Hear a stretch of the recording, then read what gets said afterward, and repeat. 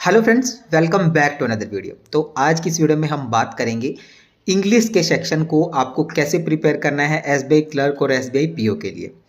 ठीक है, बहुत सारे बच्चों को जो है वो दिक्कत होती है, ज़्यादा से ज़्यादा जो मतलब डाउट आते हैं या दिक्कत होती है वो इंग्लिश के सेक्शन में ही होती है। और एसबीआई में आपको पता ही है कि सेक्शनल कट ऑफ आपका जो है वो नहीं होता। अगर आप जो है वो इंग्लिश को प्रिपेयर कर लेते हो अच्छी तरह से तो आप जो है प्री के साथ साथ आपका जो है वो मेंस भी क्वालिफाई कर सकते हो। और इसका उदाहरण जो है वो आपके सामने ही बैठा हुआ है। तो कैसे आपको प्रिपेयर करना है, कैसे मैंने प्रिपेयर किया था, तो इंग्लिश की कंप्लीट स्ट्रैटेजी के लिए वीडियो में लास्ट तक मेरे साथ ज़रूर बने रहना। चैनल को ज़रूर सब्सक्राइब कर लेना। कोई भी दिक्कत, कोई भी डाउट, कोई भी क्वेरी आपको हो तो कमेंट बॉक्स में कमेंट करके बताना, या फिर टेलीग्राम चैनल जिसका लिंक मैं डिस्क्रिप्शन में लगा दूंगा उसको ज्वाइन करके भी आप वहाँ पे भी आपके डाउट जो हैं वो पूछ सकते हैं। तो चलिए आज की वीडियो को शुरू करते हैं। तो फ्रेंड्स, जैसे कि इंग्लिश जो है आपका एक इम्पोर्टेंट सेक्शन है। ठीक है, आपको भी पता है कि आपका एसबीआई पीओ का जो अभी एग्ज़ाम पैटर्न आया है उसमें प्री में ही आपका जो है वो 40 मार्क्स की जो है वो आपकी इंग्लिश को कर दिया गया है। तो उसकी इंपॉर्टेंस देखिए अभी कितनी बढ़ गई है। तो मतलब अगर आप इंग्लिश को अच्छी तरह से प्रिपेयर कर लेते हो तो आप जो है वो कोई भी एग्ज़ाम, मैं ऐसा बोल रहा हूँ, कोई भी एग्ज़ाम जो है वो आप जो है वो प्री प्लस मेंस क्वालिफाई कर सकते हो। जैसे कि मैंने अपना एग्जांपल दिया, तो प्री में जो है मैं हमेशा इंग्लिश में कम से कम 28 क्वेश्चन अटैम्प्ट करता था और 30 क्वेश्चन तो मैं हर एक प्री में जो है वो अटैम्प्ट करके आता ही था। चाहे वो मतलब मेरा ऐसा होता, बैंकिंग एग्जाम जब होते थे तो उसमें 30 क्वेश्चन करके आता था। चलो हुआ कि थोड़ा टफ है तो 28 क्वेश्चन तो मैं ज़रूर अटैम्प्ट करता था। बाकी के जो भी एग्ज़ाम होते थे, जैसे एसएससी का एग्ज़ाम हो गया, आपका अपना स्टेट पीसीएस का एग्ज़ाम कोई हुआ, या फिर एमटीएस टाइप का जो एग्ज़ाम हुआ, तो मैं जो है उनमें कोशिश करता था कि इंग्लिश को जो है वो पूरा अटेम्प्ट करूं। ठीक है, क्योंकि इंग्लिश को मैंने जो है वो इतना अच्छा बना लिया था कि मैं जो जितना अटेम्प्ट करता था मतलब उसमें जो है 97 to 98% एक्यूरेसी होती थी। तो उसी एक्यूरेसी को आप कैसे लेकर आ सकते हैं, तो उसी के लिए जो है मैं इस वीडियो में आपको बताऊंगा। तो सबसे पहले फ्रेंड्स, आपको क्या करना है, बेशक आप हिंदी मीडियम से हो, बेशक आप इंग्लिश मीडियम से हो, आपको जैसे कि मैंने पहले भी वीडियोस में बताया है कि आप जिस दिन से प्रिपेयर करना शुरू करते हो उसी दिन से आपको जो है न्यूज़पेपर रीडिंग करनी है ज़रूर। अब मैं जो है प्रेफर करता हूँ कि आपको जो है वो द हिंदू का एडिटोरियल सेक्शन न्यूज़पेपर ज़रूर पढ़ना है। और द हिंदू के न्यूज़पेपर में आपको खासकर जो एडिटोरियल का सेक्शन है उसको आपको जो है वो पढ़ना है। और अगर आप चाहते हैं कि एडिटोरियल को कैसे पढ़ना है, अगर आप उसके ऊपर एक वीडियो चाहते हैं तो कमेंट बॉक्स में बताना, तो उसके लिए भी मैं एक सेपरेट वीडियो आपको बताऊंगा कि कैसे आपको जो है वो एडिटोरियल सेक्शन पढ़ना है। तो देखिए, जहाँ पे आपको जो है वो न्यूज़पेपर फिजिकल कॉपी नहीं आ सकती तो आप जो है वो ऑनलाइन परचेज करके पढ़ सकते हो, पर मैं प्रेफर करूँगा, ज़्यादा बेनिफिट आपको मिलेगा हार्ड कॉपी से। ठीक है, जो आपके पास हार्ड कॉपी फिजिकल कॉपी आप पढ़ोगे वहाँ से आपको जो है वो ज़्यादा बेनिफिट मिलेगा।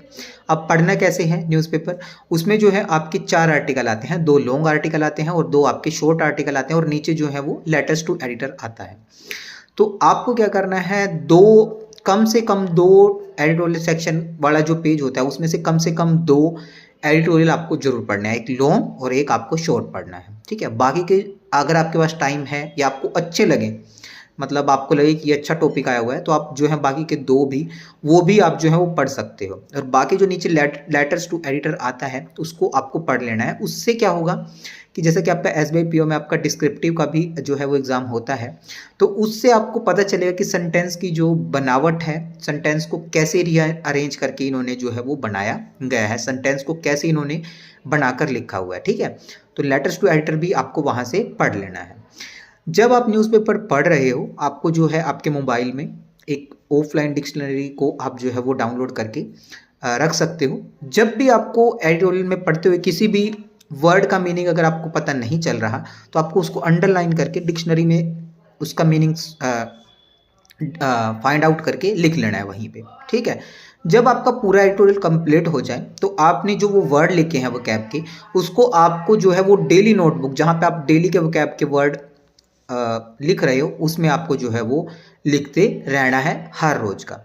फिर जब आप रात को सोने जाते हो, सोने से पहले आपको क्या करना है, उस नोटबुक को एक बार उठाना है और उसको जो है एक बार गो थ्रू कर लेना है। मतलब जो भी आपने आज के वर्ड लिखे या पीछे के आपने जो वर्ड लिखे हैं उसको एक बार जो है आपको बस रिवाइज कर लेना है। उसमें आपका जो है वो शायद 5 से 10 मिनट का टाइम ही लगेगा, क्योंकि आपको सिर्फ वो रिवाइज करना है।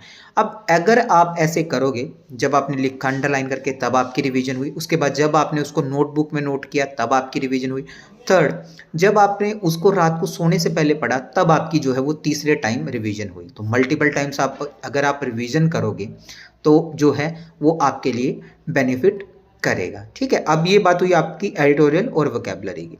और उसके साथ साथ अगर आप मॉक टेस्ट अभी दे रहे हो, प्रीवियस ईयर क्वेश्चन पेपर आप सोल्व कर रहे हो, तो उनमें जो है आपको इंग्लिश को पूरा का पूरा अटेम्प्ट करना है, बेशक आपके सारे के सारे क्वेश्चन गलत क्यों ना हो जाए। ये बात मैं हर बार बोलता हूँ। क्यों ऐसा?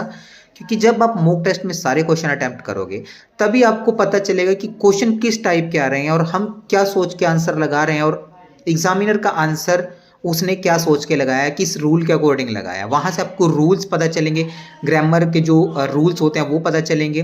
कई बार क्या होता है कि हमारा आंसर जो वो ठीक हो जाता है, बट हमने जो सोचा होता है वो लॉजिक नहीं होता और लॉजिक कोई दूसरा होता है। तो आपको वहाँ से करेक्ट लॉजिक आपको पता चलेगा।